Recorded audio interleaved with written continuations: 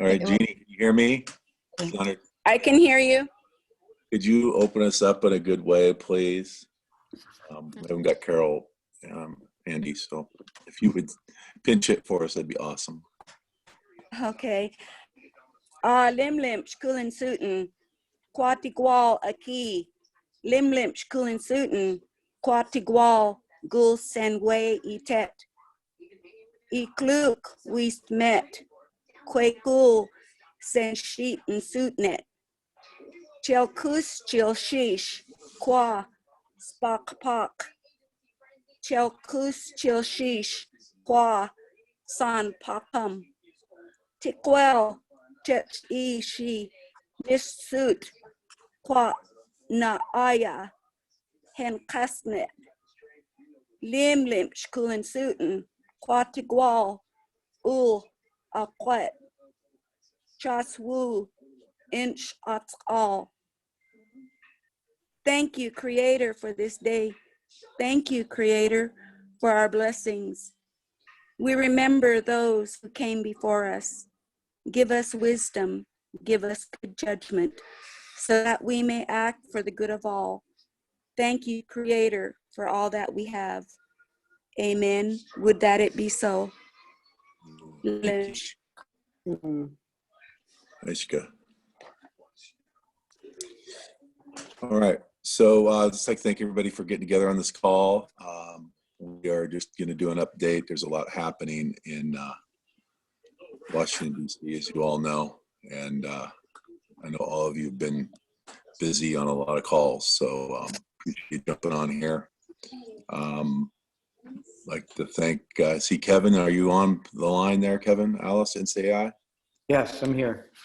Okay, good to see you. Thanks for all your hard work and everybody in DC who's been working on the latest COVID packages. And so we got together here to get an update on what's happening in the Capitol as the Congress and the administration are working towards trying to lessen the impacts that the pandemic has had. First off, trying to manage the health impacts, and then secondly, the economic impacts as well, and upholding their trust responsibility to us. So we've had some successes there, but there seems to be a lot of challenging details. Probably the most challenging part may be that we don't know what the details are yet, but we want to try to influence what those details become. I know that one of the things I was thinking about this morning was that although Seattle got hit early on this, and our governor and the tribes have all come together to try to less flatten the curve, it seems to have slowed a little bit here and then jumped up in other parts of the country. So it's really a moving target, but I think we got to stay united and try to do what we have to do to keep the pandemic in a corner as much as we can. So in the meantime, try to maintain our important roles as tribal governments, not only to protect our citizens, but also to continue to do those other things that are so important, such as maintain our culture and our natural resources and our mental and physical health. So with that, I'll go ahead and move on. If there are any, right now our agenda has a legislative update from Brian Gunn, a health board update from Laura Patero, a Economic Relief CARES Act update with Chris James and Amber Schultz Oliver. And then we have Kevin on priority letters to Congress. So those are the primary agenda items. I think under the legislative update, we'll probably, since it's great that Ron's on the phone, if Ron could give us a little update on what he's been hearing about the consultation with Interior and Treasury. And I know that there's been a couple of calls scheduled So I think part of what we need to do is try to come up with some elements of a policy document or statement from ATNI regarding what we like to see happen in the economic packages that come forward. So with that, Terry, do you have anything? Ronnie Red passed away. No, sorry about that. I was trying to unmute myself. No, let's just go ahead with Brian. Brian's on. Brian, ready? Good morning, Brian. Hey, good morning, everybody. Can you hear me okay? Yes. Okay, Get a little louder, please. Okay. Let's see here. Not sure if it gets much louder. Is that better? Yeah. Yes, it is. Okay. Thank you. Yeah, I'm not going to take up too much time because I know Ron, Chairman Allen, and Kevin Alice, I think, can chime in on this also. But I guess what I'd say is that with all the conference calls and emails that people are getting from different agencies, I'm kind of share your view, share your pain in the sense that a lot of this is sort of overwhelming, and everyone I think is sort of in the trying to keep up mode as best they can. So, there's also, especially with the $8 billion fund that Chairman Forsman mentioned, people are kind of being put in a very difficult position of trying to make decisions based on what is right now unknowable.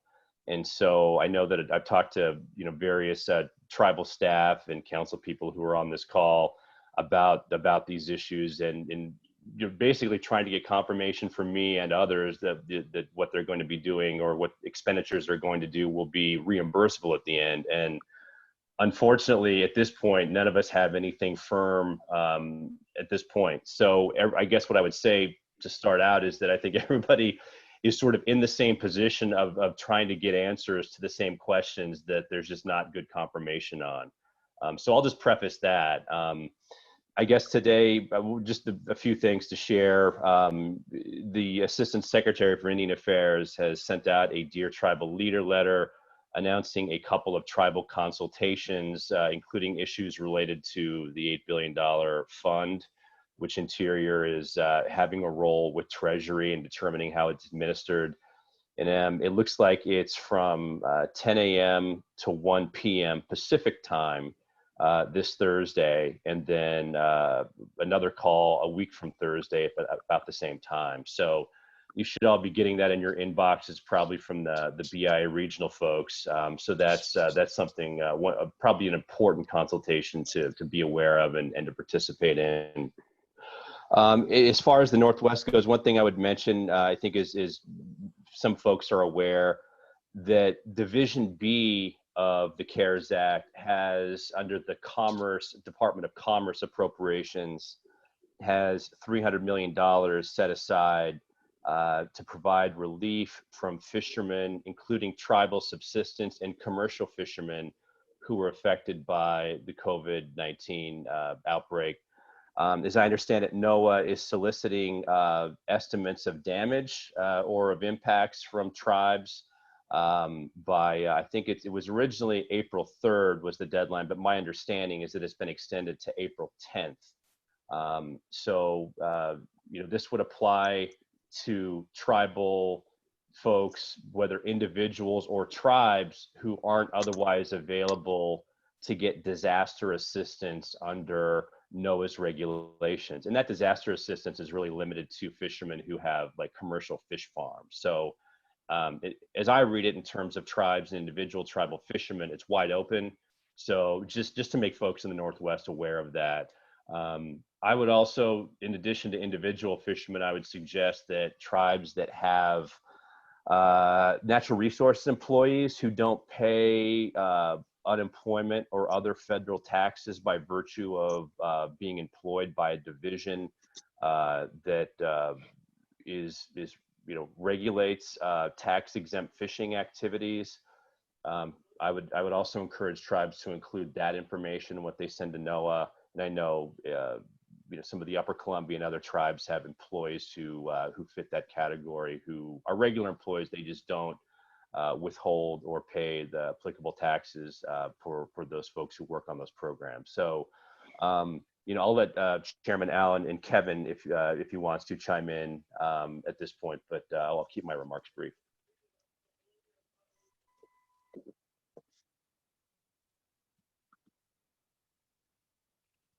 Well, I'll just, Ron? I'll Ron, are you defer. there? So I'll defer to Chairman Allen, and on the agenda, I think Chris James is slated to talk about the legislation and some of those. So I'll defer to them on that. I can fill in the gaps. Ron, are you on?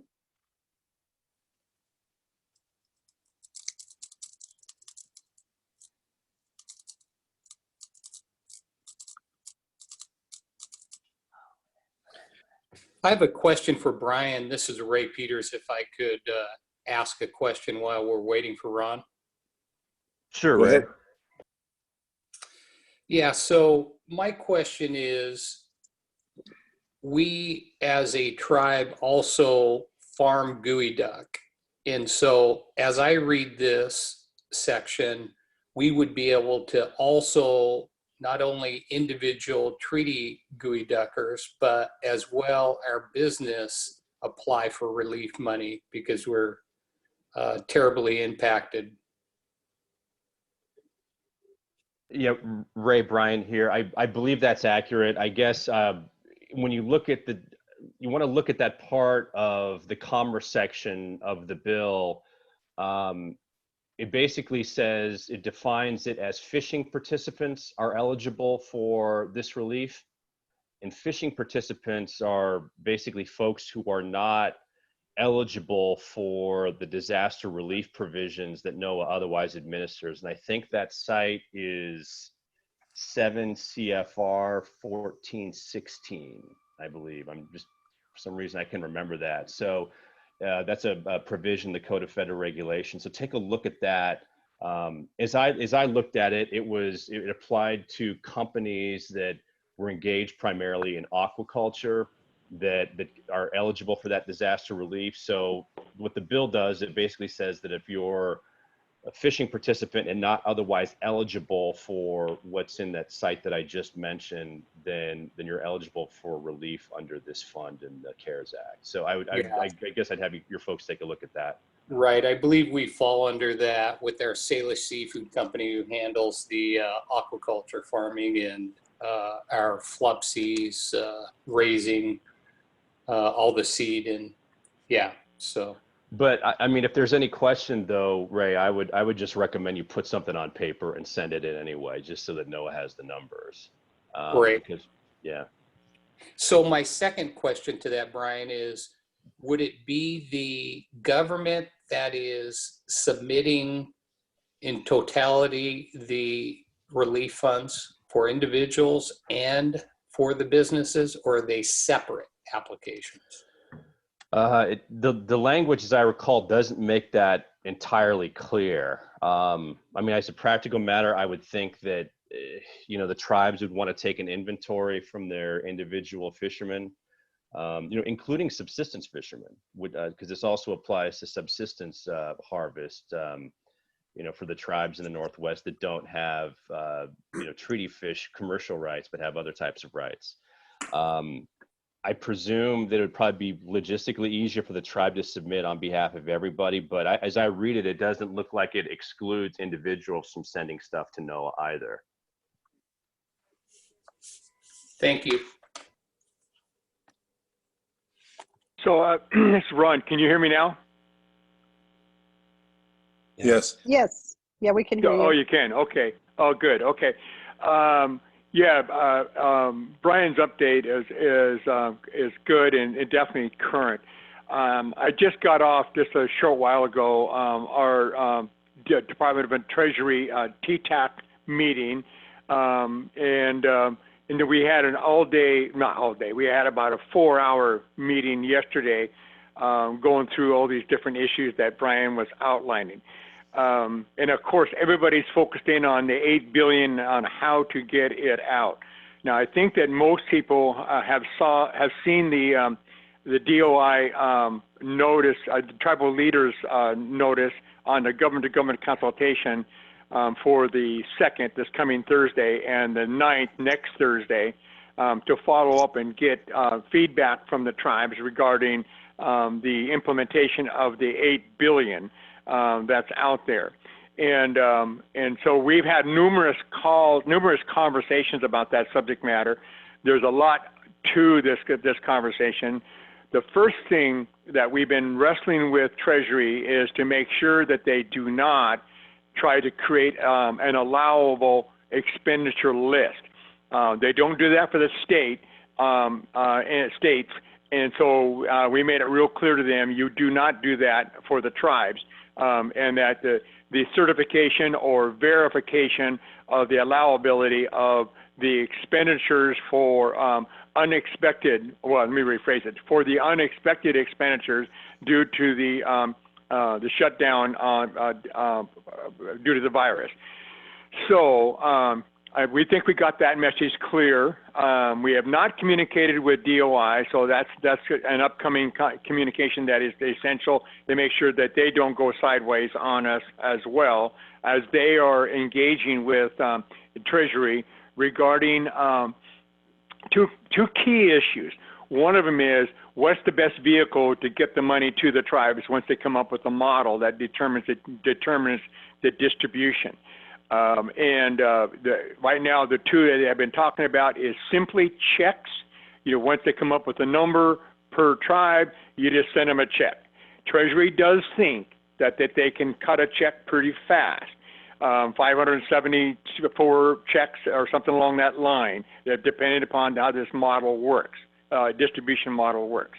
The other one that some have suggested is the BIA 638 compact vehicle.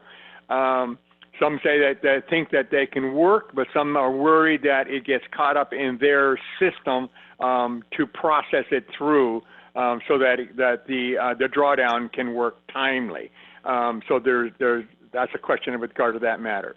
The bigger test, the bigger challenge is how to come up with a formula or model, if I can put it that way, on how you break down the $8 billion out to the tribes.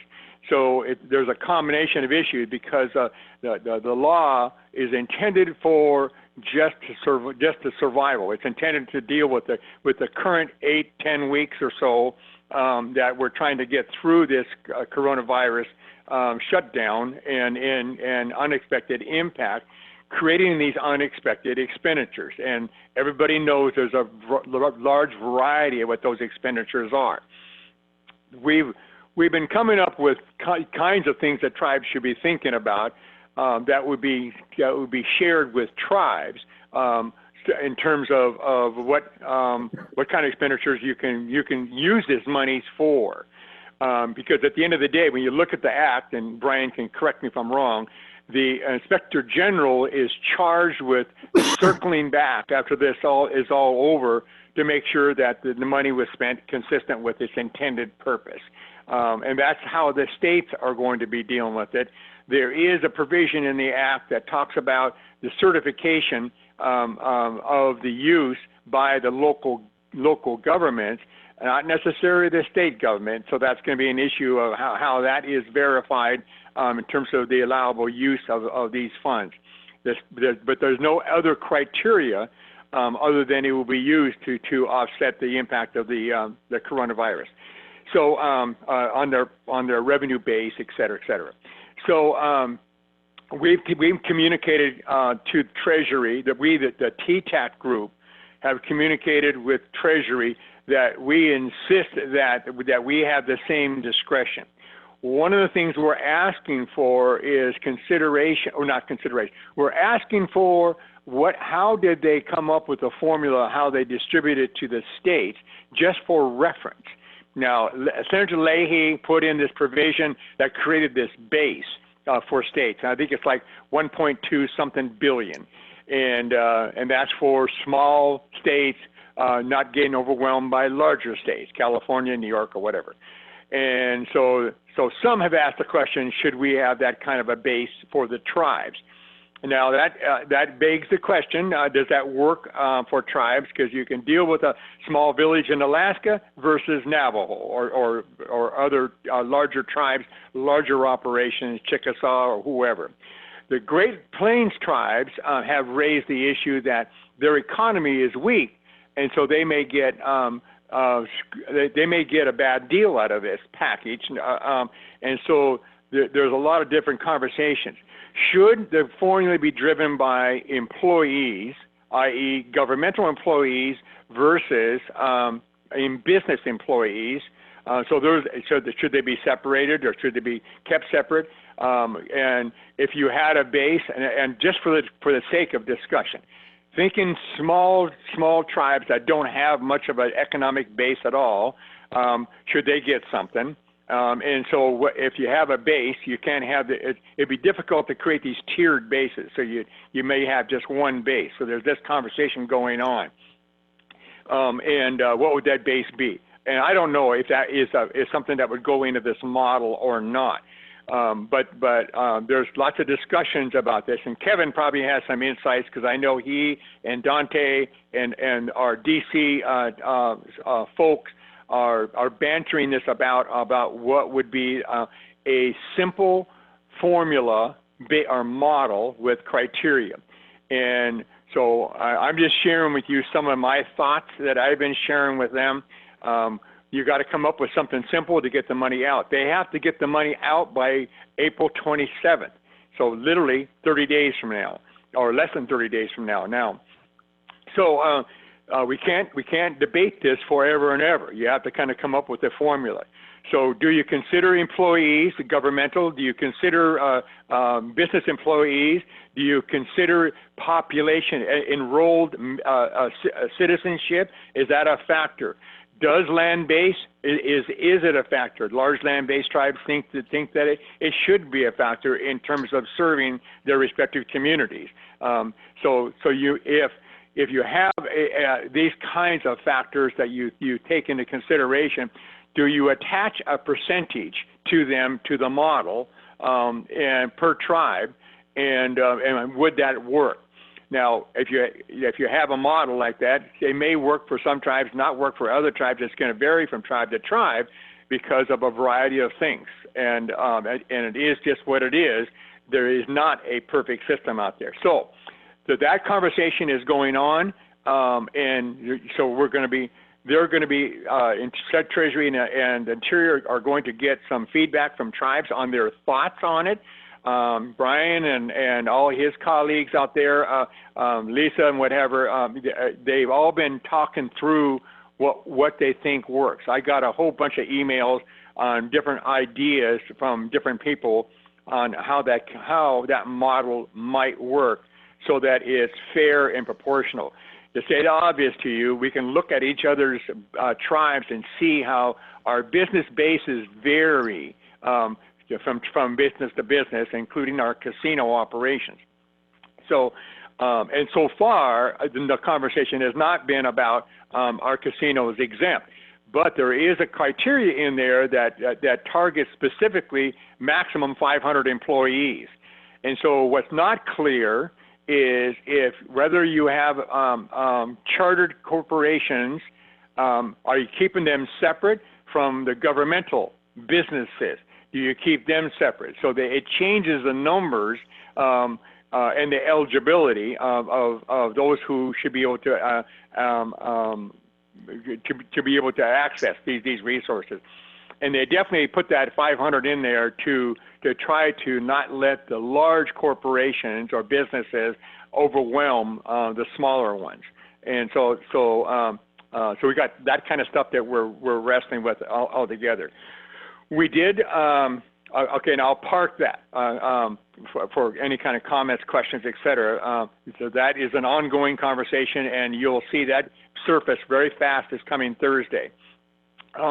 We talked about the three committees are still moving forward. We gave a report on the three committees, and that's the GWE committee, and then the pension committee and the dual taxation committee. The DWE is meeting tomorrow at 8 o'clock our time for 2 hours, and we're on a phone call. And then I think it's the dual taxation is meeting tomorrow afternoon, 1 o'clock, I think our time. And that notice will come out for people who are interested in listening in on what they're doing. We are moving forward because we're having to use basically conference calls, Zoom, and webinars to try to get our job done to keep moving. We're trying to stick to our schedule to try to get our work done to make a recommendation from the 3 subcommittees to the full TTAC by this coming fall session. So we haven't changed our current schedule of meetings, and we're hopeful that the coronavirus restrictions are going to be lifted as we get deeper into the summertime. We all know about our hopes there. There's a couple of other issues that we had raised, and we're still trying to get more and more clarity about them. There's a whole bunch of tax credits with regard to with regard to salaries, with regard to Social Security deferrals and credits for employees, and how that's going to work. IRS promised to come back at us and from their perspective in terms of its application and how they will work. They have said that they think that the majority of the interpretation and how it will work will come from labor. And so we're going to be sending a message over to labor that labor needs to consult with the tribes regarding the unemployment implementation and the credits, et cetera, for employee payroll taxes. So that conversation is a collaboration between IRS and labor, driven by labor, and so we're deferring over there to them on that particular topic. That's the main things that has come out of our Treasury dialogue.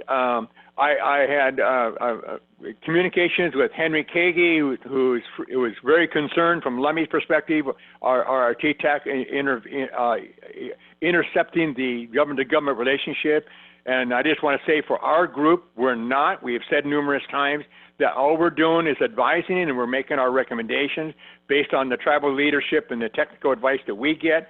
And it's not supplanting the government-to-government obligation of Treasury, DOI, and labor, and commerce for that matter. I heard that conversation earlier with Brian and Ray on the fishermen and the aquaculture operations. And so the question of the day is how does that work?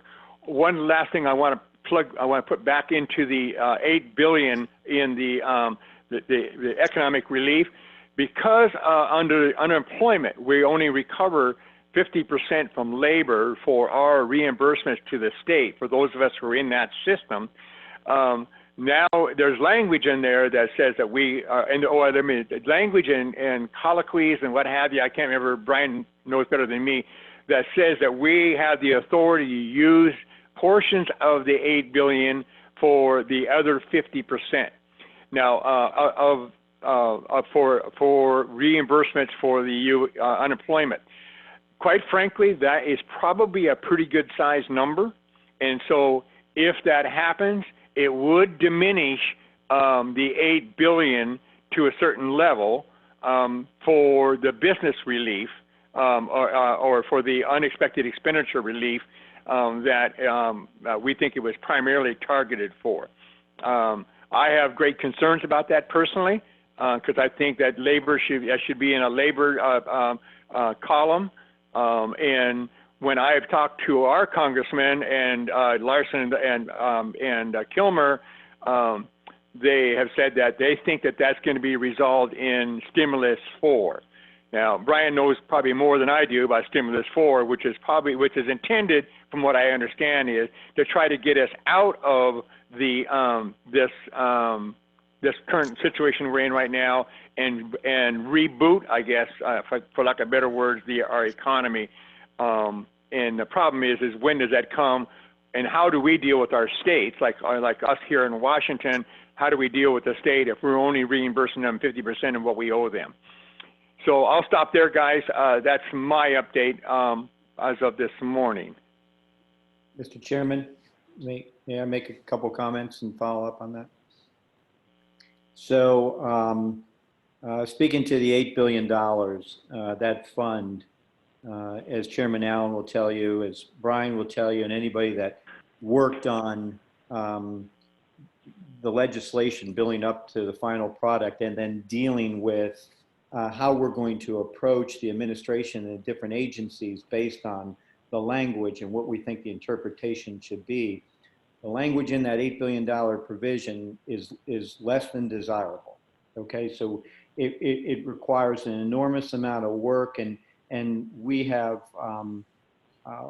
been a part of a group and organizing a group to spend an enormous amount of hours over the course of the last 3 days, almost round the clock, literally on calls at 1 o'clock in the morning, with a group of individuals and tribal leaders vetting through how we think Treasury and Interior ought to interpret this language. And Chairman Allen was a champion for that at TTAC, and it's really important. NCAI put together a letter that received approval from numerous organizations involved in this in our group, sent it to the Treasury Secretary, sent it to TTAC, and sent it to Department of Interior.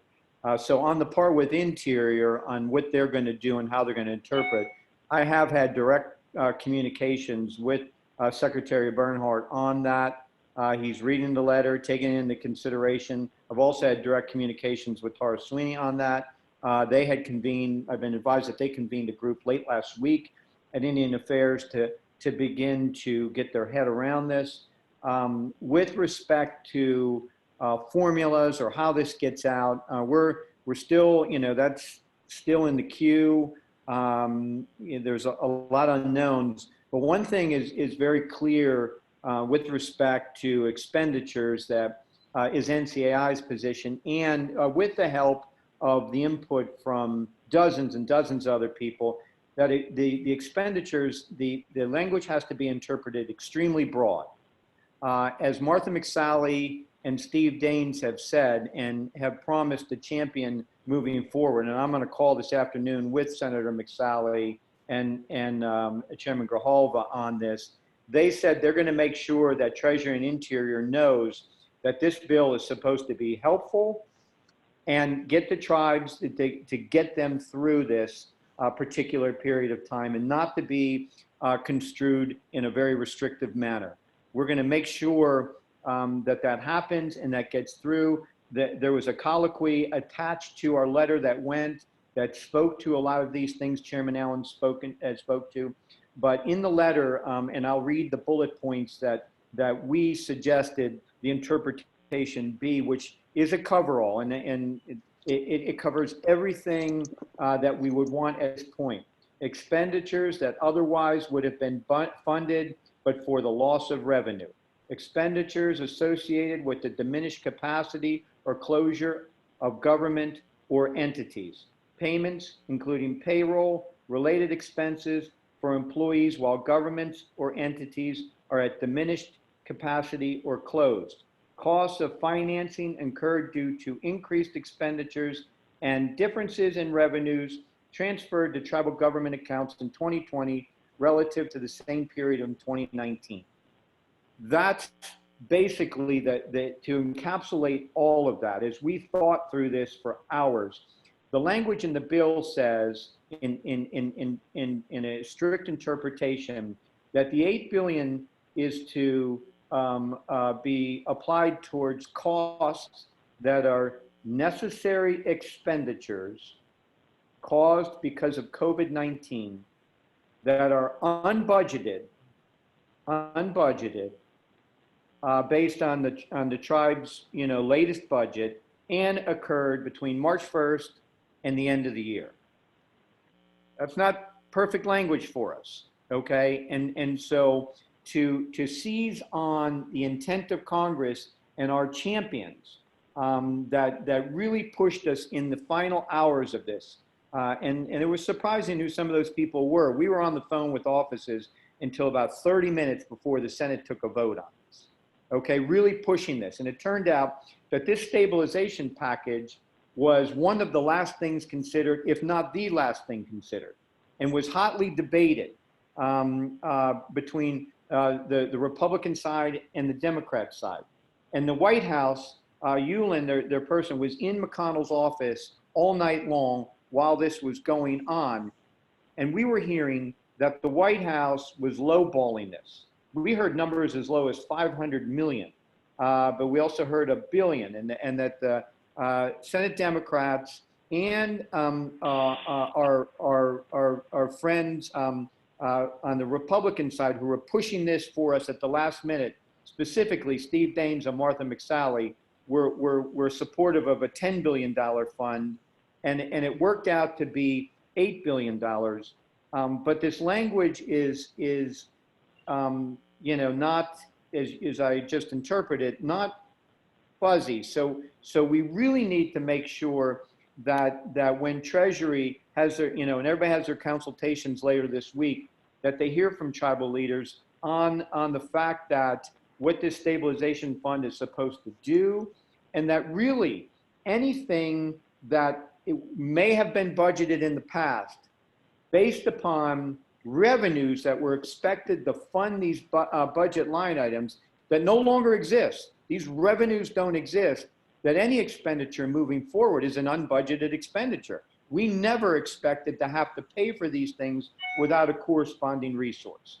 That's what's highlighted in kind of the underlying spirit and intent of our letter amongst much debate and consideration to make sure that these agencies understand that any expenditure moving forward couldn't have been anticipated or budgeted given the particular circumstances. Now, on the unemployment insurance stuff that Chairman Allen talked about, there was a lot of debate and talk about that, and it is certainly something that is front and center on a COVID-4 bill when that time comes forward. Chairman Allen's right that it looks like that based on the language and what we're pushing and moving forward, that tribes would be able to recoup that other 50% from the $8 billion. But it's not only tribes in the Northwest, California, state of Wisconsin, most of the, if not all of these tribes are reimburser tribes, and the number could be enormous. On the tax credit issue, there's been a lot of work to clarify that language. Brian can speak to that. He was part of that group in making sure that in this particular case, tribes weren't treated like states. States don't participate in the insurance program unless they opt in. There's no specific IRS code that says that, with respect to tribes.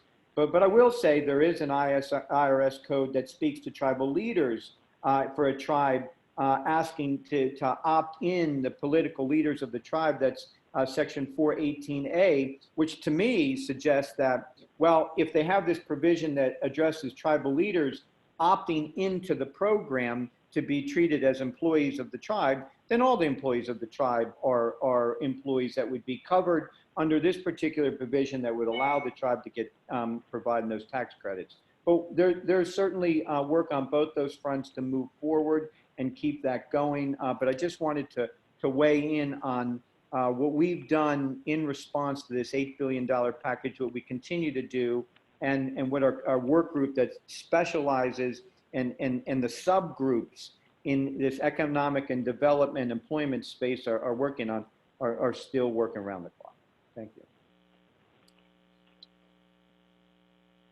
you. Thank you, Kevin. I just want to see if Laura is still with us. Laura? Yes, can you hear me? Oh, yes. Sorry, everybody. Laura's got a 10 o'clock call that she has to get on for the health board, so I want to get her in real quickly before you have any questions for Kevin or anything. So go ahead, Laura. Sure, I'll go quickly. Hi, good morning, everyone. I just wanted to give an update from the Northwest Portland Area Indian Health Board, and I wanted to let you know we do have a website with that's being updated daily with COVID-19 resources, and it's at our website www.npaihb.org/COVID-19, and so that's constantly being updated. And just wanted to share, if you have any COVID-19 specific questions or requests or TA or anything, Victoria Warren Mears, our EPI director, is basically fielding all calls, and she's at 503-998-6063. And I can maybe put that in the chat box. And then my cell number, and I just wanted to share it with you all in case you don't have it, is 503-407-4082. And that's 503-407-4082. So just to give you an update in terms of numbers in our area, we know in Idaho, there's 431 cases with 8 deaths. In Oregon, 606 cases with 16 deaths. And in Washington, it's 5,212 cases with 212 deaths.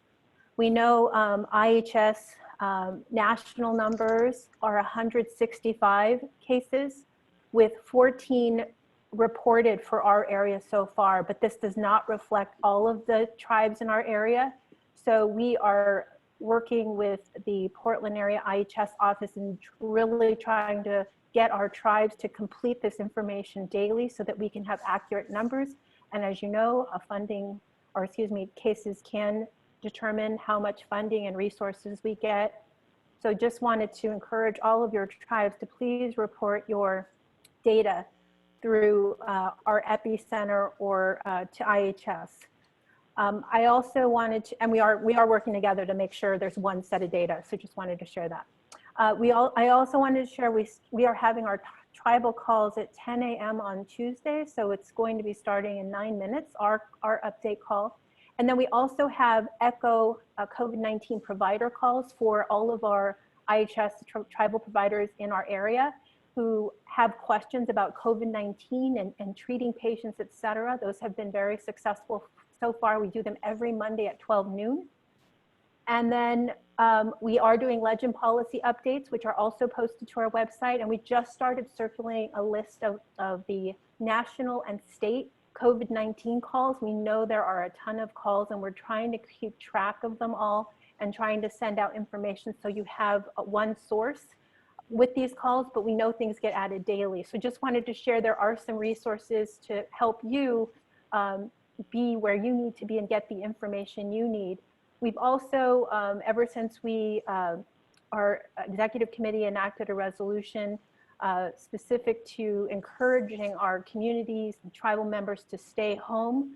We've been super active on social media and have resources in that area. So please visit our website and our social media pages.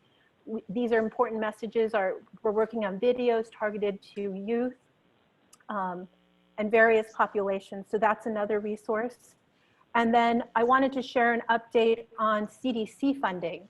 So we do know that first allocation of funding to tribes of the 40 million, we heard that funding announcement will be made available today. So just wanted to share that. And related to the 30 million that is going to tribal epicenters, our epicenter will be applying for those funds. The max that they can apply for is 3.5 million. And our plan is to basically submit an application for the max amount and distribute it to all the tribes in our area. So I just wanted to share that and let you know that is what we plan on doing. And so there will be some funds available to you all. And let me see if I'm missing anything. I just wanted to give the big highlights. I think those are the big things right now. Does anyone have any questions for me? Laura, this is Ron. Can you hear me? Yes. So the numbers, the base numbers that are going out to the tribes, is IHS sending it out based on the tribe's base? So in order to get it to us timely for just tribal funds? Yes, that's our understanding, Ron. Okay. Okay, Laura, I just want to comment that last week, I'm not even sure if it was on this call or where the information came from, but they said there was 4 tribes in the Northwest who are 1803, some kind of umbrella agreement with CDC, and that they could apply directly to CDC on their own. As it turns out, they're not eligible because it's only, you have to have a tribal enrollment of 40,000 or more, so that cut out all of those tribes. So we just found that out just in between calls within the week. Yeah, I know that is what's really discouraging about those CDC funds and the criteria that they put in for that, which is why we're going to apply for the maximum amount and make it available to all the tribes in our area. It's unfortunate that those tribes that do have those CDC umbrella agreements are unable to apply on their own. We know that with this last allocation of $125 million for CDC, I think they're looking at the same funding structure.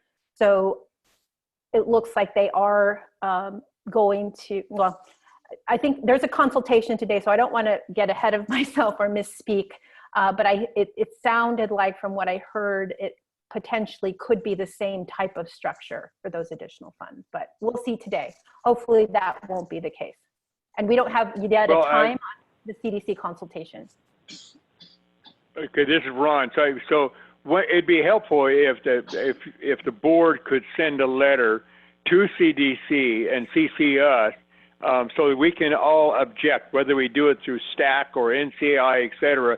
That CDC has been terrible at collaborating with the tribes with regard to the resources that they have available that we should be receiving. Sure, absolutely, Ron. We can do that. Anything else for Laura? She's going to go jump on her own call. Okay. Thank Thank you, you. Laura. Thank you, Terry. Appreciate it. Thank you. On to the next Zoom On to the meeting. next. That's right. Golly. All right. I don't think I've been homes. This the new new definition of homesick, right, Ron? Yeah, no question. Sick of home. No. Okay, We moving thought on. we were going to get a break. Right. I thought I was going to have all this time on my hands. Wow. Okay. Let's move on to the Economic Relief CARES Act update with Chris James and Amber. Sorry we're going over a little bit, everybody. That does a lot of information to cover, but I think we'll be able to wrap up pretty quick. Great, thank you. This is Chris James from the National Center for American Indian Enterprise Development. Thank you so much to the board for allowing me to be part of the call. I also have on my team Chad Marchand, Vice President of the National Center. He's also on the line, and so I'm going to talk a little bit about some of the economic pieces of the CARE Act. Specifically, I won't go over anything that Kevin and Chairman Allen have already shared, or any of the provisions on health, unless folks want some other information on it that I may have. But I will talk a little bit about some of the work that the National Center has been doing, especially in partnerships and with the working groups that Kevin has mentioned, and us supporting NCAI, as well as other efforts throughout Indian country. So just specifically on some of the act, there is something too that we've, as part of the Federal Reserve's lending facility program, there's a $454 billion program through the Federal Reserve. So we are looking for guidance on how that will be able to support businesses and then states as well as municipalities. So that is one piece of the act that we haven't really talked about today.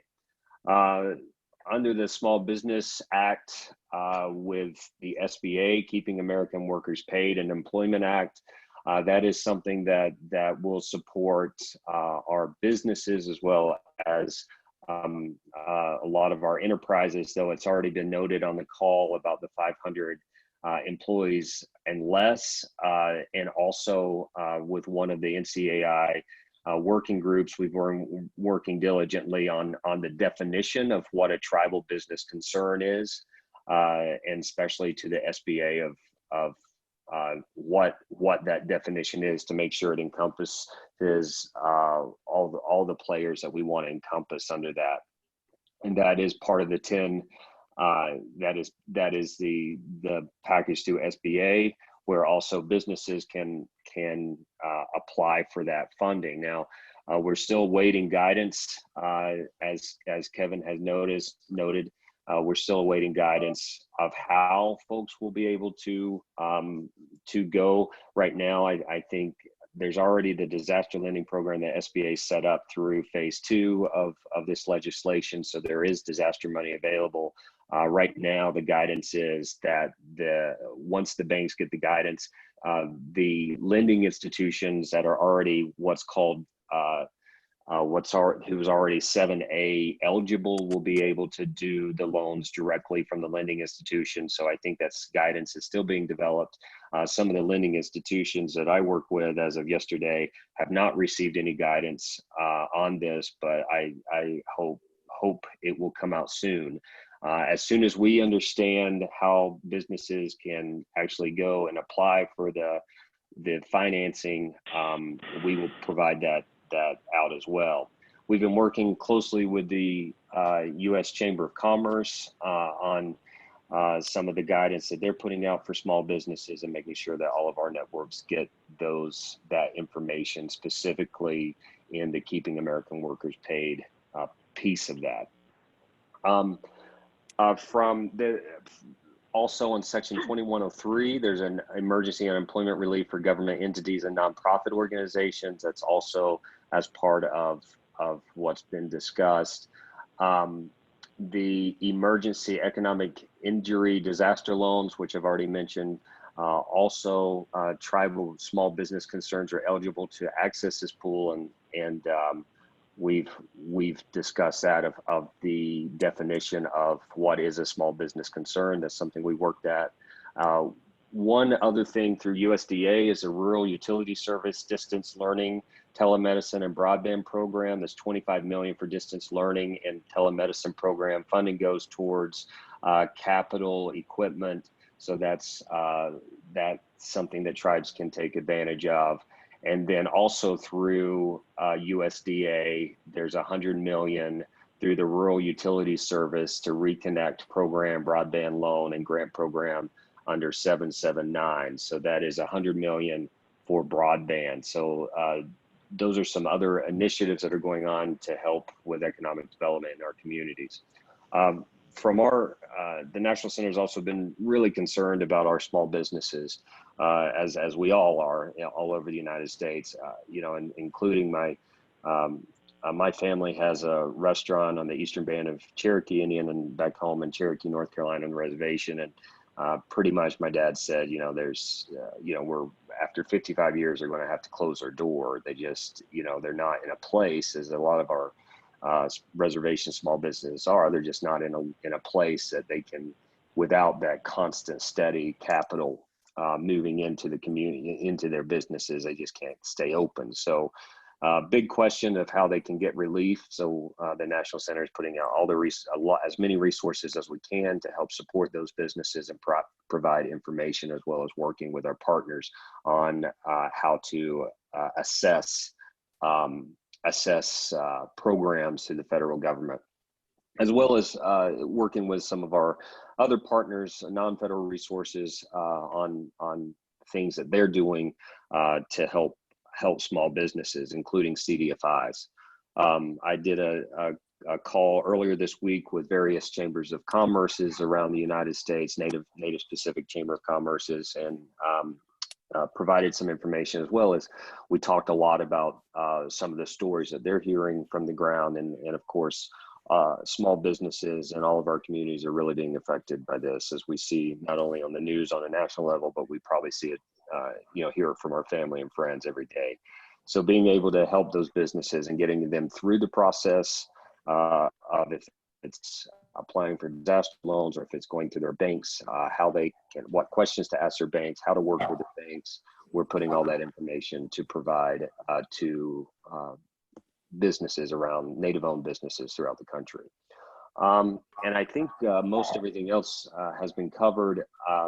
The National Center is here as a partner and a resource for all of you. So I do appreciate your time, and I'm happy to discuss any questions you may have. Okay, any questions? Okay, thank you for that. Very informative and useful information. So and I do have and one, complex. Who's that? Who's that? this is Ray, I do have one question, Sure. just for clarification. So tribal casinos that are under 500 employees, are casinos eligible for the small business? So I think that's still, and Kevin, jump into, I know that you've been working too on the same, some of the definition. It's all about the tribal business concern definition. So we have been working with SBA on clarifying that language to see, our interpretation is if it is owned by the tribe and it has 500 people or less, I mean, it should work, but of course, we're working with SBA on that definition, but Kevin may have some more insight on that. Another question is, it's my understanding that those businesses that have lease payments to the tribe or rent payments to the government, those would be eligible expenditures that could be Yes. forgiven. Yes, it should be as part of the overall, according to the bill. Now, the full guidance has not gone to the agencies yet, but those should be as part of the forgivable, any type of leases, any type of rent for businesses, yes. Great. The last one is, and maybe this is a Ron Allen question, the 50%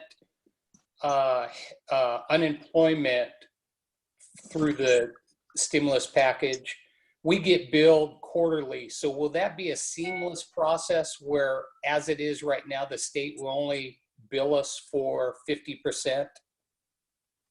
Well, there's a call today, Ray, with the state on this topic, and what I would encourage that we ask the state to work with the tribes on deferral of it. As I said earlier, it appears by the opinion of many of our team that we can collect the other 50% from the $8 billion, and so that is an allowable. They think that that's an allowable recovery of money.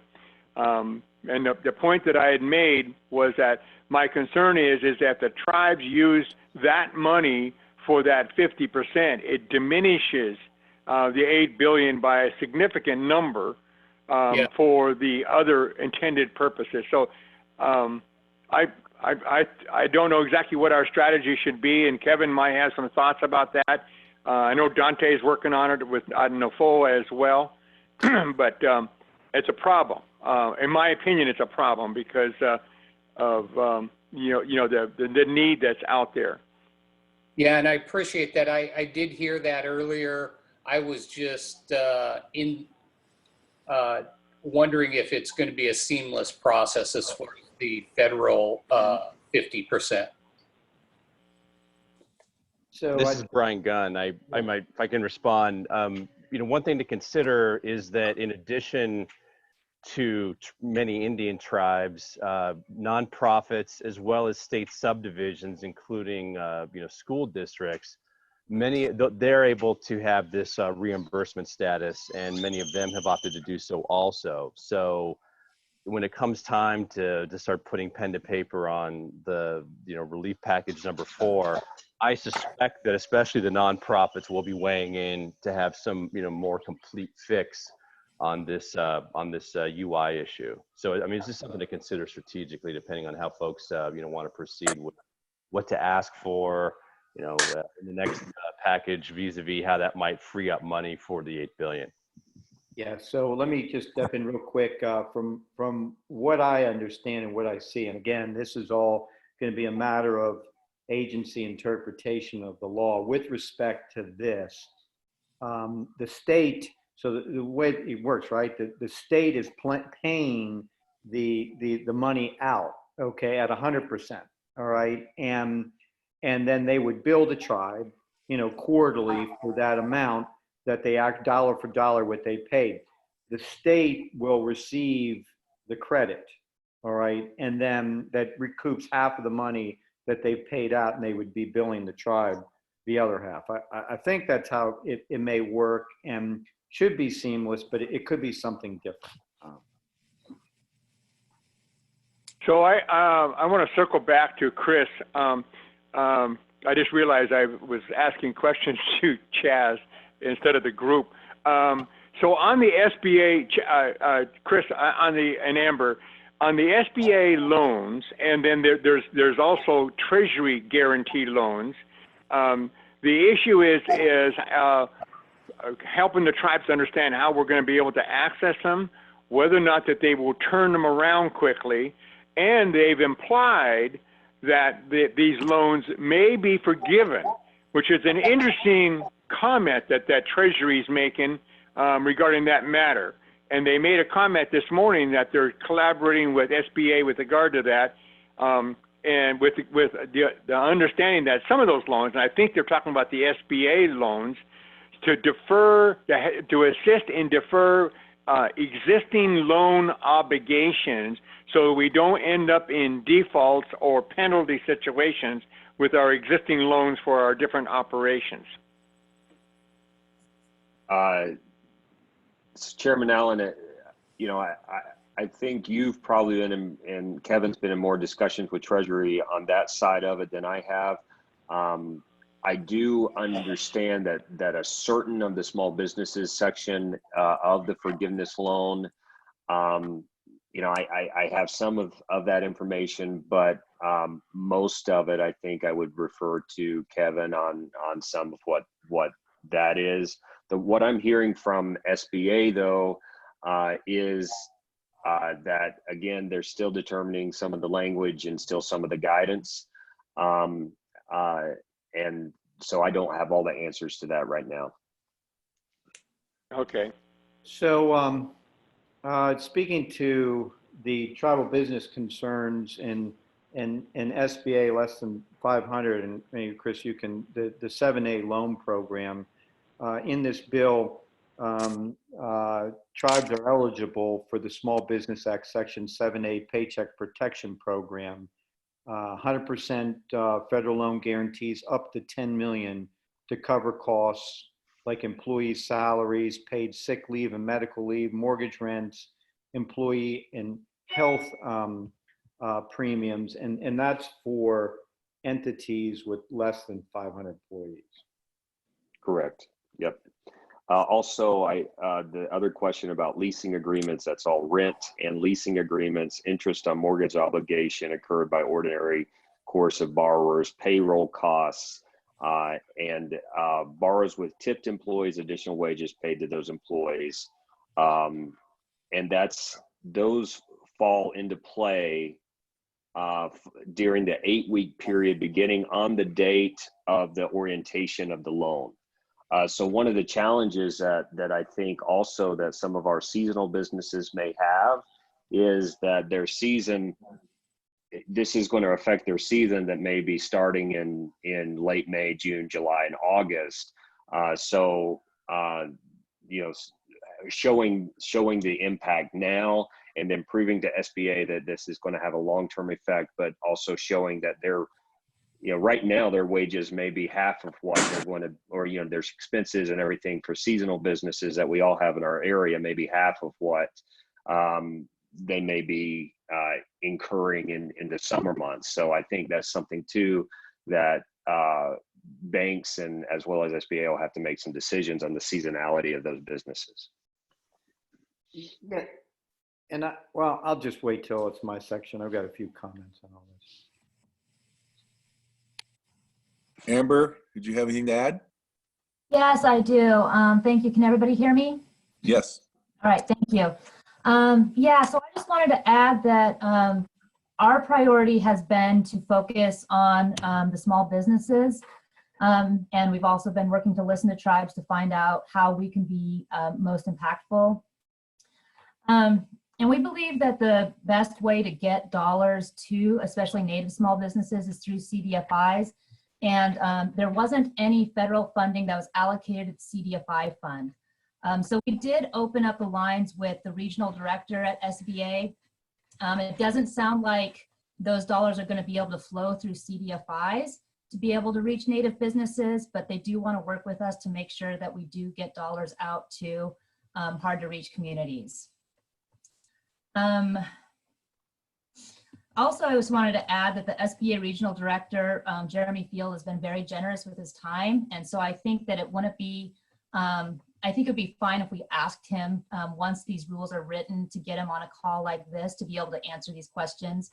I spoke to him on Friday where he gave me some information. And then again, yesterday morning, where even over the weekend, that information has changed. So I think that everything's happening sort of in real time.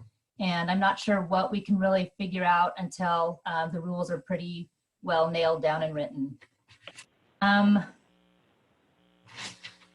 So also, I just wanted to talk a little bit about, there's an effort here in Oregon to leverage state and philanthropic resources to cull a fund to support Native small businesses, not Native small businesses, small businesses in Oregon.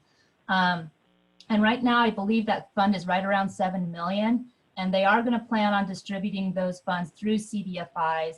I'm not sure if there's other efforts that are happening like that through Washington or Idaho.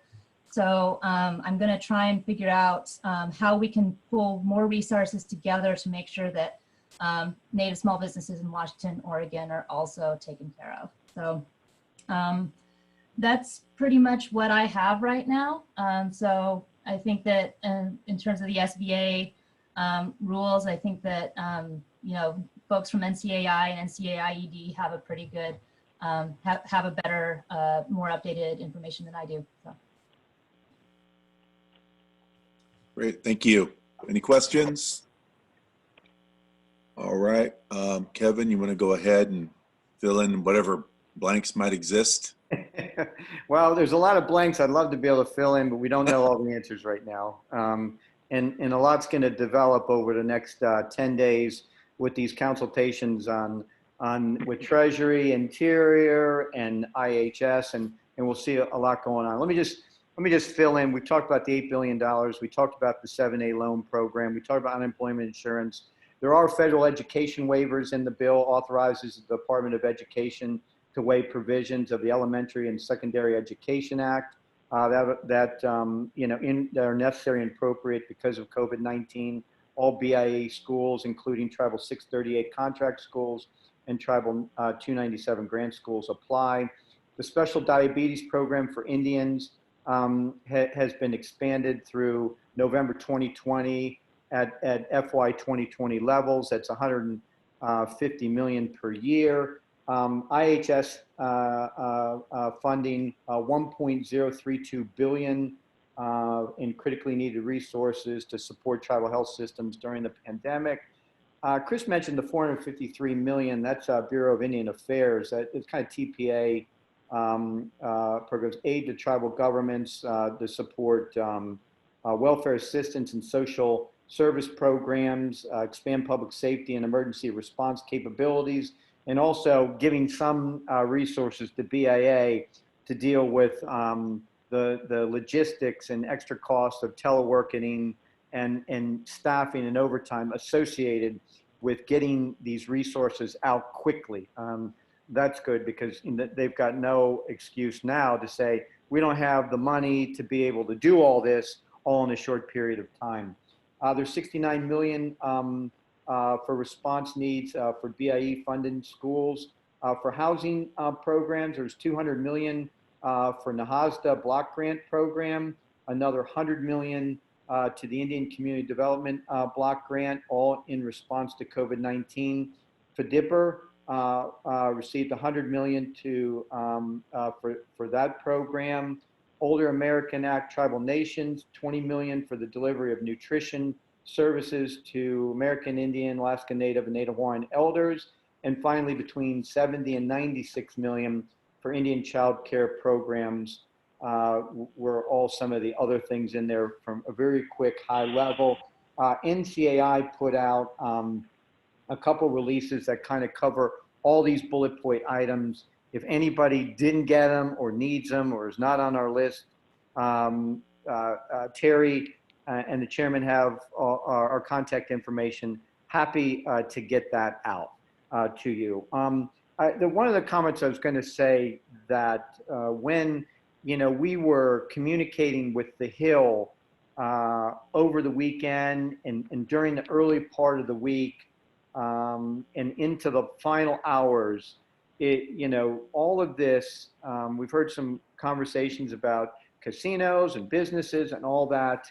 The Republicans were pretty hard on us on making sure that this language was crafted in a way that they did not, White House, and it came from our intel from the White House, did not want to be able to allow tribes to recover lost profits or to refund or make per capita payments to members, tribal members. So, moving forward, you work with your legal experts and all that kind of stuff on, once we understand and have, the guardrails are in place on what are allowable expenditures or not, just be mindful of the way that it's asked for, the verbiage used, so it doesn't look like it's any of those two things, because fairly certain it won't get covered. What did we do last week? Some of you have been on other calls and our town halls to know how NCAI worked with all our partner organizations, and the final number turned out to be 118 government relations professionals on vetting all the, and identifying and vetting and fine tuning and pricing every single line item that needed to be in this bill or considered by Congress in this bill or future bills. We very, very late Friday night sent off 3 letters to the Hill. We broke all these. It was an enormous list, and when it came into our team at NCAI, we broke it out into 3 different buckets: economic development and employment, healthcare, nutrition, and education, and tribal governance and housing.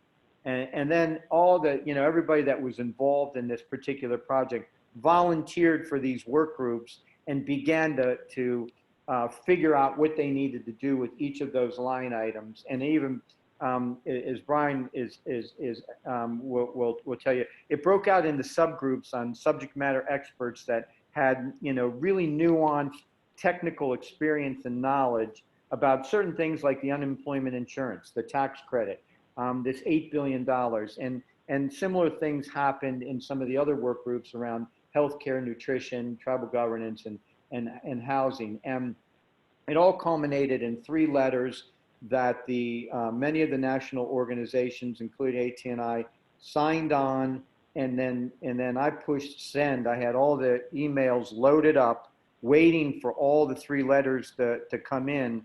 The first 2 came in around 6 o'clock that night.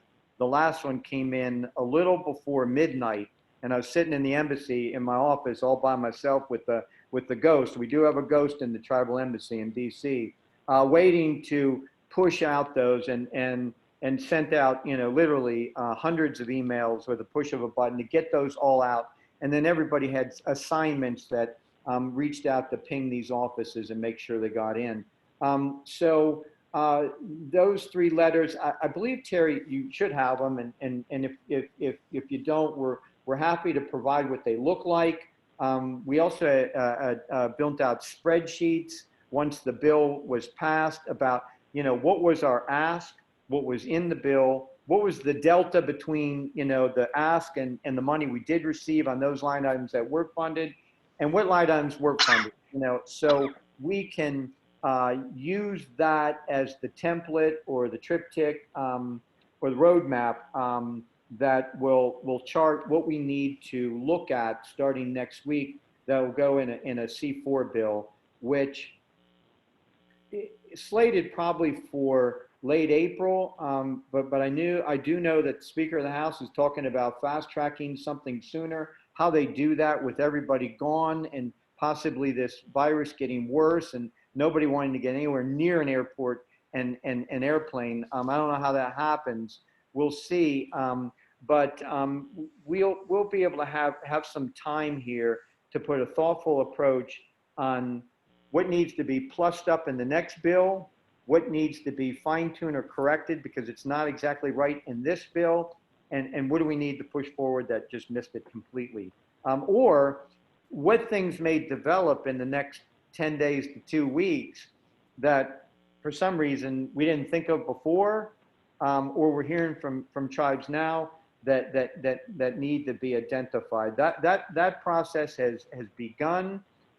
We are just finishing a process today, which has extended through the weekend until today on all these work groups continuing to work in their lanes, crafting letters and suggesting and strongly advocating to each of the departments and agencies that have received funding or directive in this legislation that they need to push out. These letters talk about how we want them to interpret it. You know, what is the best way to get it out, so we can, you know, at this early juncture and in a short period of time, get in their heads what this needs to look like, what this process and procedure needs to look like in getting this money out. This has been, and I know all of you as tribal leaders on the ground have been, these have been 18 to 20-hour days. It'll continue to be that because really we're not going to ever see a piece of legislation like this in our lifetime. This is that important, and we can't miss out on this. And we can't, you know, one of the things that we stressed at NCAI and other organizations is we have to tackle this in a unified voice and not confuse the Hill coming at it from a zillion different directions on what needs to be in there. And so we've all collectively worked really hard together to do that.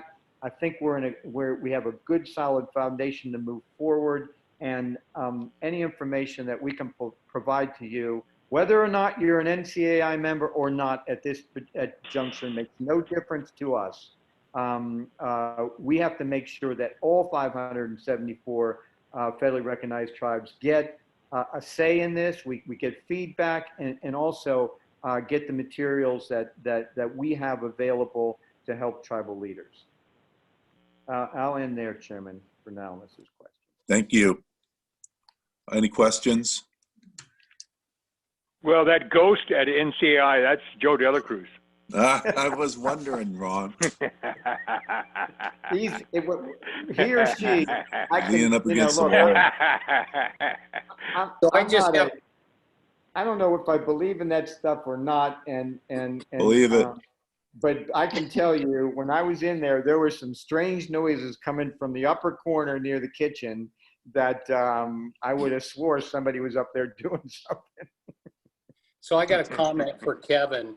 Next time that he gets on with ATNI, he needs to get a different T-shirt. He's got the wrong bird on his T-shirt. Hey, no kidding. Who would have that? Who's got the nerve to wear that shirt? I think you should wear. Don't hate. Neither of us made it to the big show, so it doesn't really matter at the end of the day. But it is what it is. Kevin, you know I have roots in Baltimore. So I think a Baltimore Colts jersey would be most appropriate. Oh, God, no. Hey, I second that. Yeah, Johnny Unitas, you all remember him. Okay. There's a nice statue. Kevin, I had a quick question, Kevin. Are you there? I'm here. I'm good. Are intertribal organizations able to receive any money so far?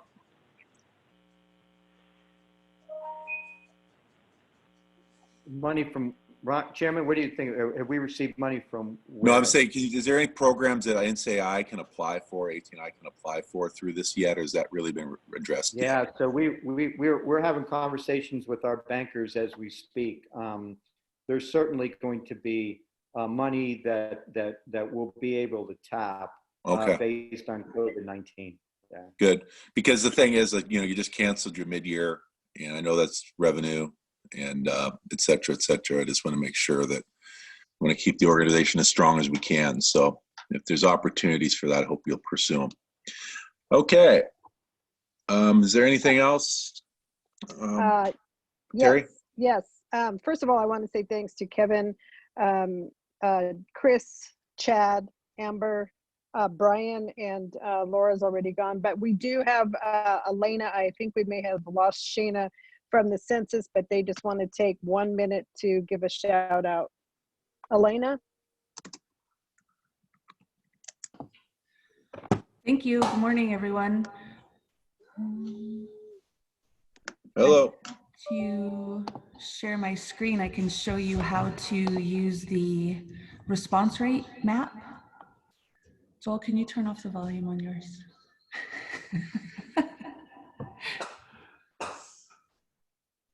Has anybody used this response rate map to see how your tribal area is doing? You can get over here.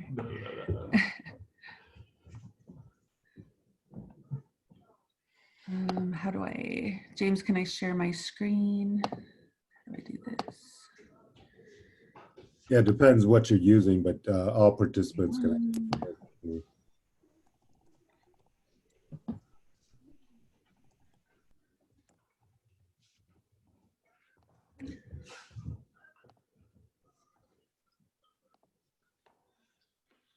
Elena, can you just tell us what who is in the Northwest, or who by state has the highest completion rates? Can everyone see that? Okay, cool. So you go to get the facts, go to response rates, scroll down, maybe. Hopefully everybody saw the top tribes I posted for the states. In Alaska, they're not really applicable because their villages are being enumerated in person, and that operation is on hold right now because of the health issues and not wanting to make people more sick up in Alaska. So you hit my tribal area and then select areas. You can see on the map, it shows all the reservations that you can see from that zone. So I'm going to go to a tribe in my state because the rumor is this is the highest response rate in the country for reservations. So congratulations, Puyallup Tribe at 37.6. Nez Perce is at 28, which is awesome. Quartz Valley in Northern Cal is 31.3. And if you go on to the tribal area and see how this window pops up and it shows what the 2010 response rate was. So they had a pretty good number last time. Leonard, do you want to see yours? I'm at 30.4%, but I would assume that includes all of the non-natives that live on the reservation. Well, you did set up a email address, 2020 census at suquamish.nsn.us. So if tribal members send in their confirmation page, they'll be entered in for prizes. So Albie's working on that. We'll hopefully get that message out to tribal members soon. But you guys had 52.1% in 2010. So yeah, on your way. We want to keep that score. Oh my gosh. Sorry, my dog's chew toy. What's the Squawkson? Can you put Squawkson up there? Yes. I'm scared to see it.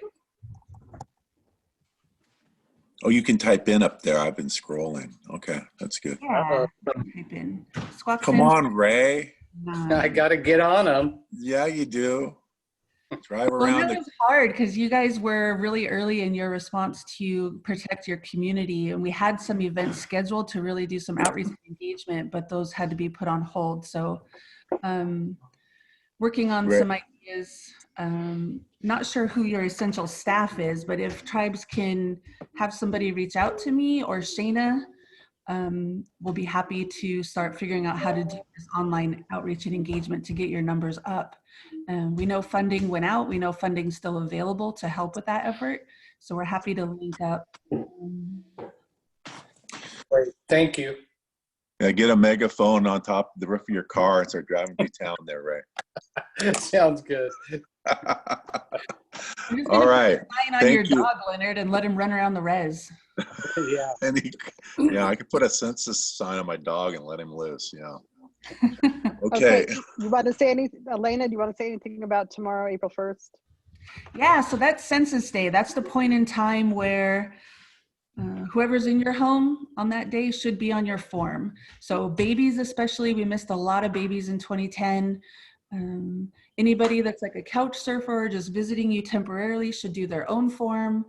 I know Quinault is doing a online drawing for prizes of people that have sent in their confirmation pages. They have dance paddles, work paddles, 8th gen blankets. They're going to be giving out to tribal members that, and then they're going to be rolling those confirmation pages over to next week's drawing. So I believe they're going to be doing them up until operations start again, because there's 7 update leave tribes in Washington state, so they didn't get their invitations delivered to their homes.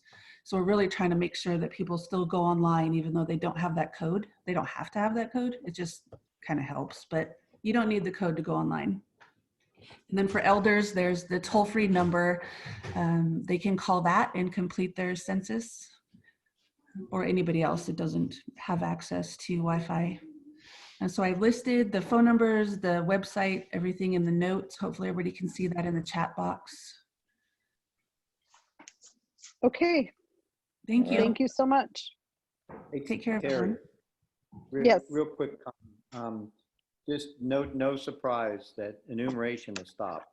Right? And in my last couple interviews with newspapers and news outlets, I've always referred to this and addressed the crisis that Indian country faces beyond this particular disease or virus because of the virus and what impact that it could have on the census because we're going to be stuck, we're stuck with for the next 10 years with numbers are the numbers this year. And so tribal leaders across the country, and we're kind of giving everybody a little time because we don't want to be tone deaf to what tribal leaders are facing right now with this crisis, but our civic engagement team is still up and running, and we're going to have to work harder than ever, and whatever we can do to assist tribal leadership in getting their folks to fill out these things if they're at home and they have them in the mail,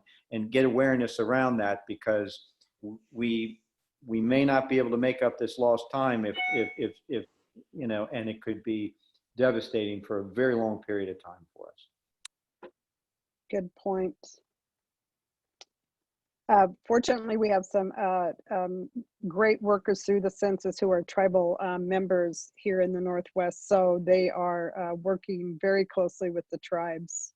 So that should be a help. Leonard? Yeah, Elaine, I had a quick question as far as the overall constitutionality issues around the census, and when do the last numbers have to be in? So, I know the census day is tomorrow. Is there a way they can delay the count? Have you heard anything in that respect? Because I would hope that they would consider that as mitigation for the COVID impacts. Yes, operations have been pushed back another 2 weeks. So right now they're saying April 15th is when they're going to start up, but they keep pushing it 2 weeks, just kind of monitoring what's going on in the communities and across the country. They're saying that, the Constitution requires that initial just how many people are in the United States by December 31st to the president, and they're still working on that goal. It would take an act of Congress to change that. So that's something they're definitely talking about, is when would they go in and ask the government to extend that deadline. So people could still call in. People could still call in, register right up to the summer.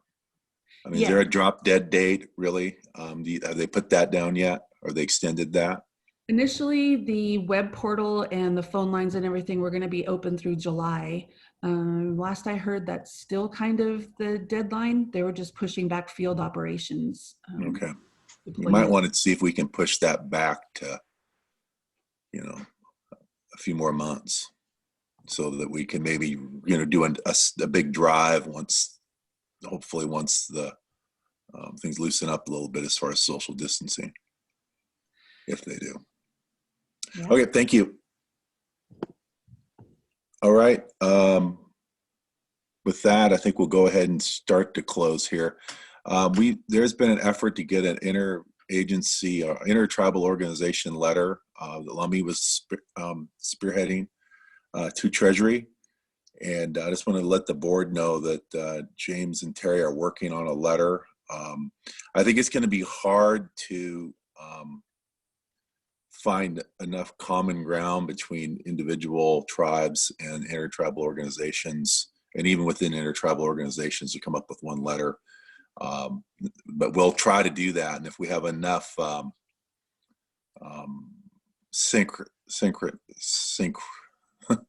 enough sync, I'll just say that, between that, maybe we could sign on that other letter. But for now, I want to focus on us getting our letter done, because on the call yesterday, the first draft of the Lummi letter was more about tribal lands, and there were a couple tribes weighed in and said their people are kind of distributed around in a larger geographic area, so they felt that was one of the issues. So just a heads up to the board that we'll probably get a letter out here that we'll need you to respond to very quickly. So, but Terry, I don't know if you had anything to add to that. I don't, other than that, we will try and get one out, but certainly tribes can submit on their own as well. Yeah, and I think that there's some themes that NCAI has kind of laid out in their letter that people can replicate. And then hearing from some of the information we just got from Ron and Chris and others, we can incorporate as well, because there seems to be some primary themes that we want to push that can go into that. So we'll be working on that. Go ahead, Ron. This is Ron, Leonard. I saw that draft letter that Henry was advocating, and the concern that I would raise is it was trying to emphasize areas that were hit the hardest by the coronavirus. It's pretty hard to direct resources from the stimulus 3 based on that, because every area, every tribe it's gonna impact them differently. Mm-hmm. So it can't. That's not a very good measure. We empathize with those areas that are hit hard, but it's a moving target, and so that's not going to be a good reference, I think, on how to get the money out, how to come up with a model that distributes the money for the tribes. Anyhow, I just want to point that out. Yeah, thanks for pointing that out. Kevin was trying to, in his letter, or the letter that NCI led, is trying to keep everything broader and more inclusive of all tribes. So we really need to go in that direction. Yeah, I believe that's the case too. And if anybody would like to see a copy of the NCAI letter, just let me know and I'll get it to you. I think that one of the things is that in reference to that, I think we can state that there's certain tribes that are being impacted right now and need help, but that would be it. I think that's pretty obvious, but we don't know, like you said, how, the timing of this is hard to tell exactly who's going to get hit when, so it's pretty rapid. So, all right, with that, is there anything else anybody have before we sign off? If not, we'll good job. See you. It's a good job. Thanks a lot, everybody, for the great information. Goodbye.